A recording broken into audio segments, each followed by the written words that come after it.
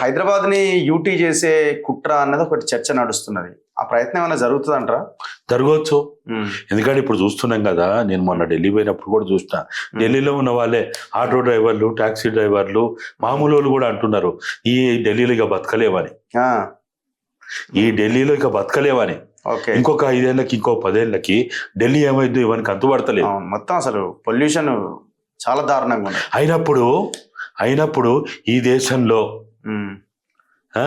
సరే ఏదో మళ్ళా ఎక్కడికి తీసుకొస్తారు, అంబేద్కర్ చెప్పిండు, వాళ్ళు చెప్పిండు, వీళ్ళు చెప్పిండు అని కాడికి తీసుకొచ్చి భారతదేశ 2వ రాజధాని అని తీసుకొచ్చి, మరి రాజధాని అంటే ఎట్టుండాలి? రాజధాని అంటే ఎట్టుండాలి? ఢిల్లీ ఎట్లుందో అట్లుండాలి.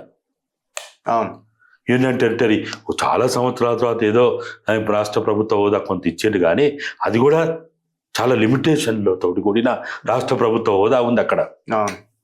కాబట్టి న్యాచురల్గా అదే అటువైపే డ్రైవ్ చేస్తారు వాళ్ళు. దానికి 1.25 లక్ష కారణాలు చెప్తారు.